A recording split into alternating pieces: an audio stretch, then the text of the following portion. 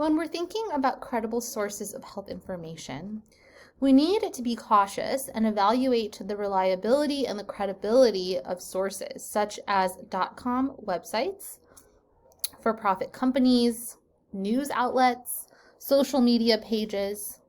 Why should we be cautious about these websites and these sources of information? Well, they might have a hidden agenda. They might be biased in their reporting and the information they're putting out there. There might also be conflicts of interest, specifically related to funding. And this is particularly an issue for for-profit companies that have financial interests in portraying certain information. So when we're evaluating the credibility of health information, we want to ask some key questions. First off, who is the author? Is the information supported by scientific evidence? Is the information peer-reviewed? So is there a peer-reviewed article or some sort of peer-reviewed source that can be provided that is supporting whatever the information is? Is the information current? We know that things are changing all the time, and so you want to make sure that the information you're reading is current to determine whether it is reliable. Do other sources back up the information, or is this the only source you can find regarding the information you're reading? Does it seem too good to be true? If it seems too good to be true, it probably is. And lastly, what is the date of publication? So one of the things we want to think about is who is the author? So who published this information?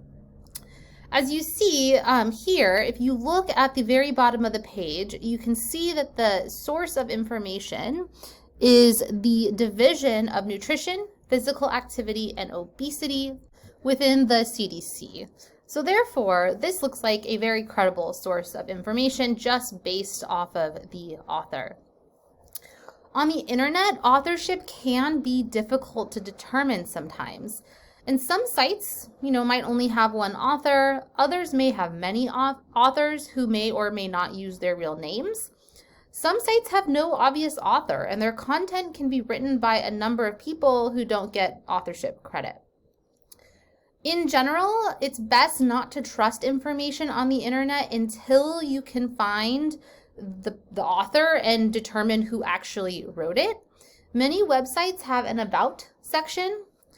If you can't find your question there, check for the contact information. Sometimes a frequently asked questions page can list answers and questions about authorship. Also, editors often write content, and on some sites, they might be responsible for most of the available content. And they may also be in charge of maintaining certain standards of accuracy on a site. The presence of an editor, and especially of a full editorial staff, implies that there is some amount of oversight. However, the fact that a site is edited does not necessarily mean that it's neutral or correct. So if you can't find who actually wrote information on a site, it may not be a credible source or reliable source of information. When you're evaluating health information, there are some red flags to look for. So, information is anonymous. You don't want to be taking things at face value when that information is coming from an anonymous person and you don't know who wrote it. There's a conflict of interest. The doctor has stocks or is receiving funding from a vaccine company that's evaluating the effectiveness of a research study. That's going to be a huge conflict of interest. The information is biased or one-sided. So for example, if a post claims that there were only positives of a certain cancer treatment, well, that is going to be a one-sided piece of information. Even if it's an effective cancer treatment, it's going to have side effects and some negative consequences. Outdated information, claims of a miracle, claims it can treat any person or disease, personal testimonials without any scientific evidence provided to back those up. No evidence has been cited at all. Poor grammar and misspellings. This can be a huge red flag when it comes to information that you're evaluating. So when we're evaluating internet sources, some other key questions to think about: is it up to date? Generally, web pages will indicate when they were last updated. And apps will indicate when the latest version was released. But even without exact information, you can often make educated guesses about whether or not a resource is up to date by looking at the material. For example, if an article about a health condition mentions research from the last 5 years, it's probably more up to date than an article that only mentions research from 20 years ago. But keep in mind that not everything needs to be updated frequently. For example, the science of basic care of things like cuts and bruises doesn't really change much from year to year or even decade to decade. You also want to think about whose name is on it and who provides it. Some resources are sponsored or sold by private companies. Others are provided free of charge by government offices, nonprofit organizations, or educational institutions.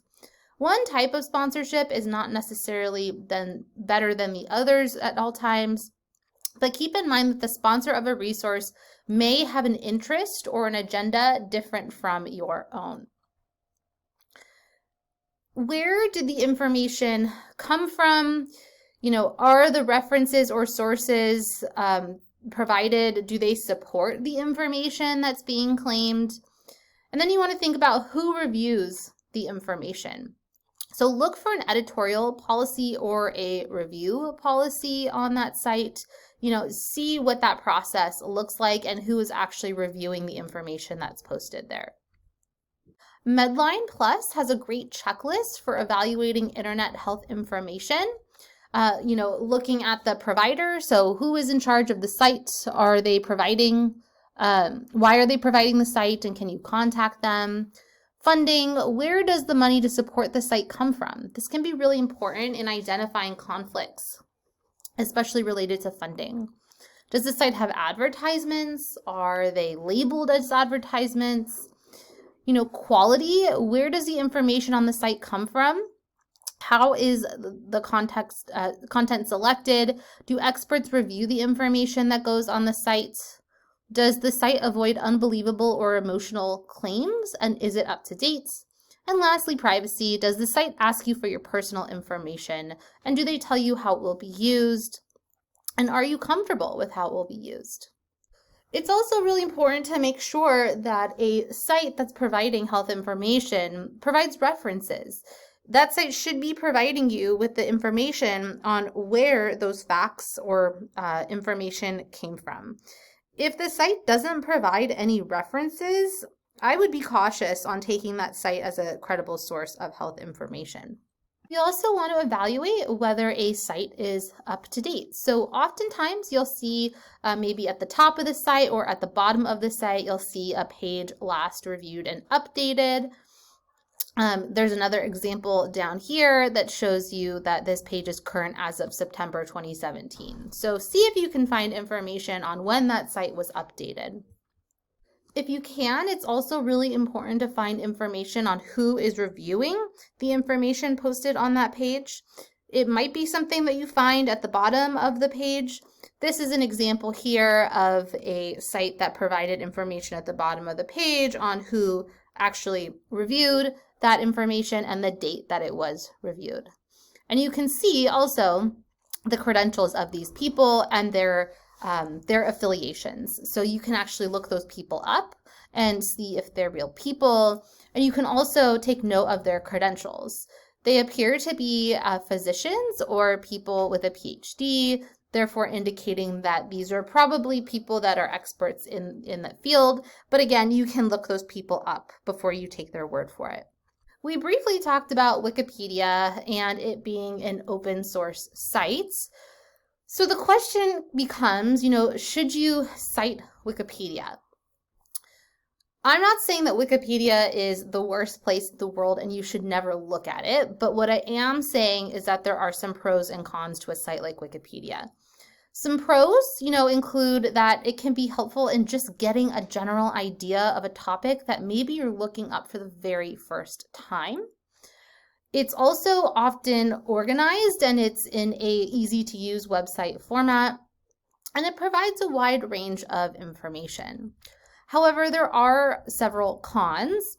Content can be edited by anyone, as we talked about, and most of the information has not been checked on Wikipedia. And lastly, it is not considered an acceptable source. So short story, I would not cite Wikipedia, especially in a college level paper, but sometimes it can be a starting point if you're just trying to get your bearings on a new topic that you've never looked up before. We often get information outside of websites these days. So we can receive information through email as well as social media. This has become very common. So the things that you want to think about, you want to consider origin and purpose. Where did this come from and what was the purpose of the information? Be cautious if a product or service is being promoted without evidence. Be aware of claims of miracle cures that just really sound too good to be true. They often are. Check if that account is real and who it claims to be. You might also want to look for things like spelling errors. These can also indicate whether or not something is a credible source of information.